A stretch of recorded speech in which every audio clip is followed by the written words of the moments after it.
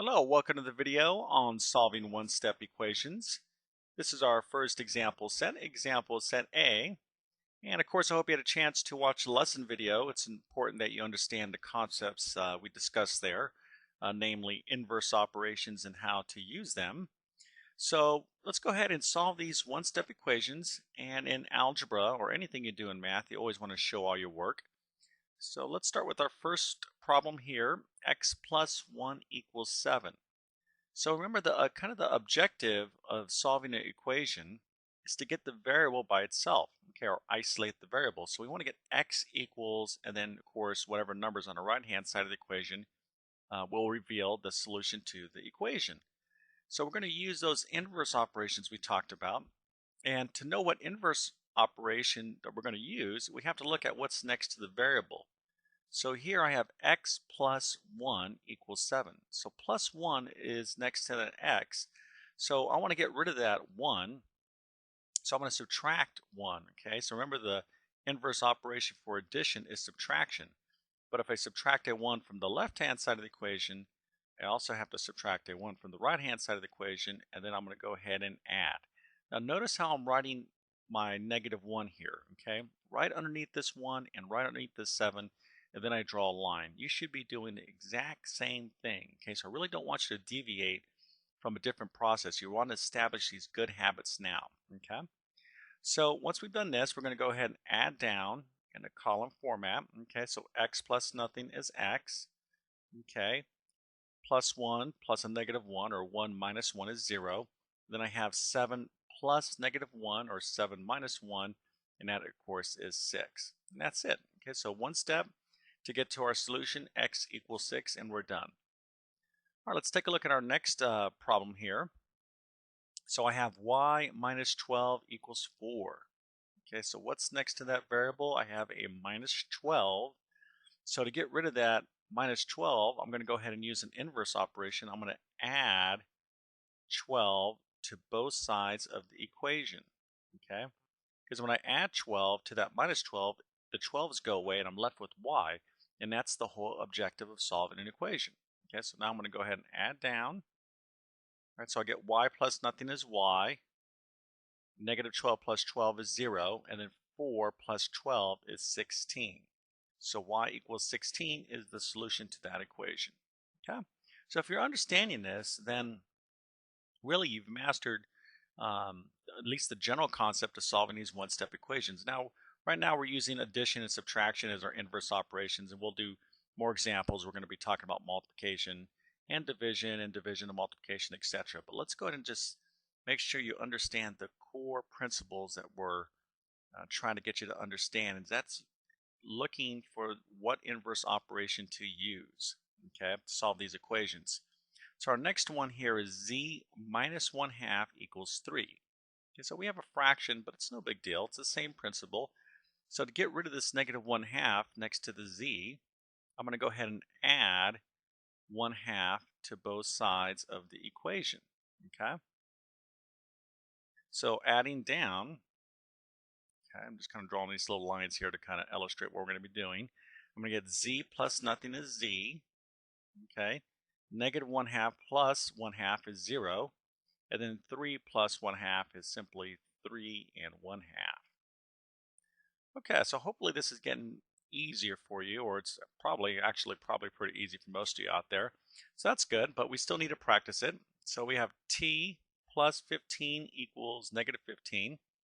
So plus 15 is what I got to focus in on. So I'm going to use an inverse operation, which is going to be negative 15. So if I subtract 15 from the left-hand side of the equation, I also have to do it on the right-hand side of the equation. Now I'm going to add down. I get t plus nothing is t. 15 plus a negative 15 is 0.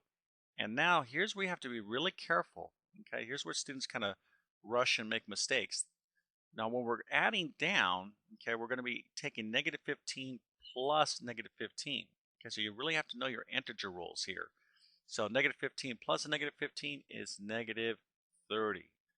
All right, so remember, algebra builds upon itself, and we studied real numbers and how to add positive, negative numbers, multiply positive, negative numbers. If you find yourself having difficulty with this, you should like stop the video, go back and review. Okay, because if you don't really know that, it's going to cause you problems. Same thing with fractions. Okay, if you don't really know your fractions that well, you want to go back and review some of these fundamental concepts. All right, so let's move on to our next problems. So here I have 9 plus n equals 0. Okay, so what is the inverse operation I want to use? Okay, so to get n by itself, I have 9. I'm adding 9 to that n. Okay, now it might look easier for you if we did this, n plus 9. Okay, so if I have n plus 9, is that the same thing as 9 plus n? Yeah, it's the same thing. Okay, so you can see that we're going to be subtracting 9. Okay, that's the inverse operation of a positive 9 from both sides of the equation. Right, so now when I add down, the 9's go away on the left-hand side. 9 plus a negative 9 is 0. N plus nothing is n. And 0 plus negative 9 is negative 9. So there's our solution. All right, so how about our next problem here? Now in this next problem, we have the variable on the right-hand side, but that's fine. That doesn't mean that we can't do this problem, okay? You can have the variable on the right-hand side or left-hand side.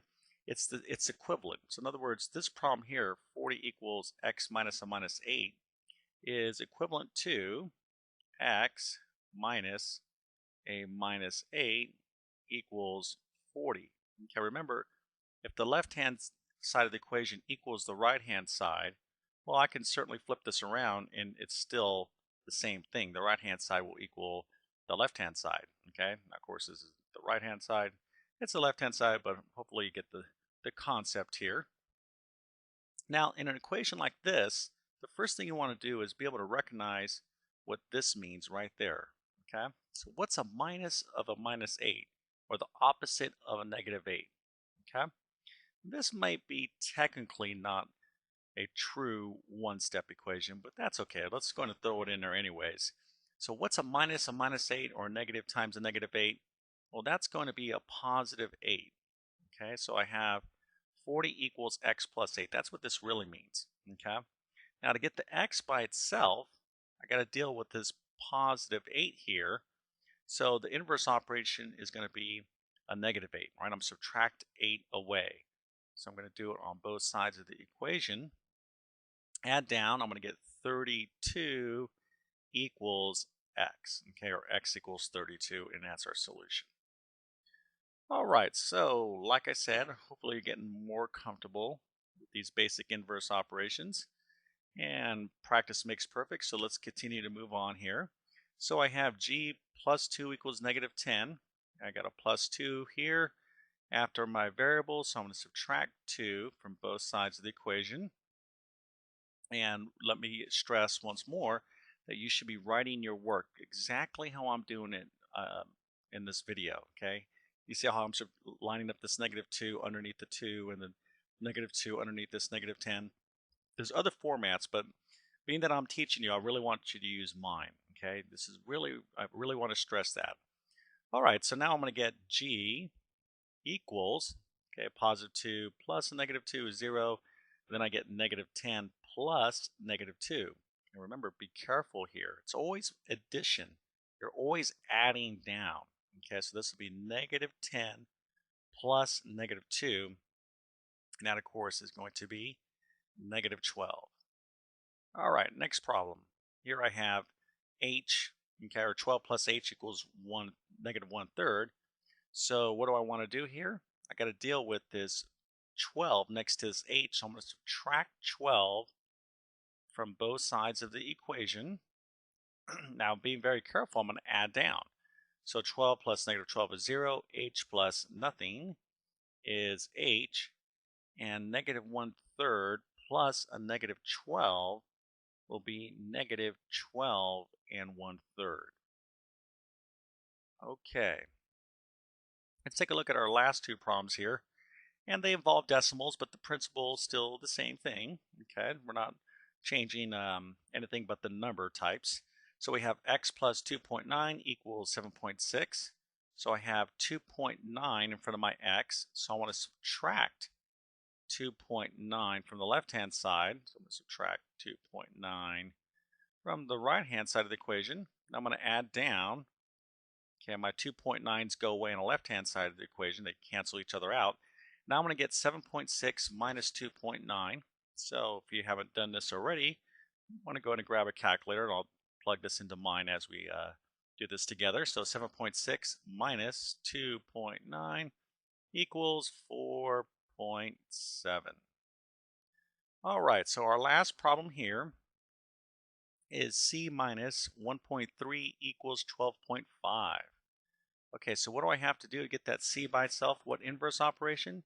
Well, I'm going to add 1.3 to both sides of the equation. All right, so we're going to get C equals to 12.5. Now, some of you don't need a calculator to do this, but if you want to use your calculator, that's fine. So we're going to get 12.5 plus 1.3, and that, of course, is going to be 13.8. All right, now, if after the first few problems you're saying, yeah, I got this, this is easy, no problem, you know what, that's great, I love the confidence, but you need to still practice this. Really just go through and do all these practice problems, because practice makes perfect, and this is something that solving these one-step equations, this is key. If you know how to solve these one-step equations really, really well, then all the other things that we're going to be talking about in solving equations are going to become much easier. And the last thing I'll leave you with is this. If you're weak on those positive, negative numbers or fractions, go back and review those, okay? Because that's going to be coming up over and over again. All right, so keep working hard, and we'll see you soon.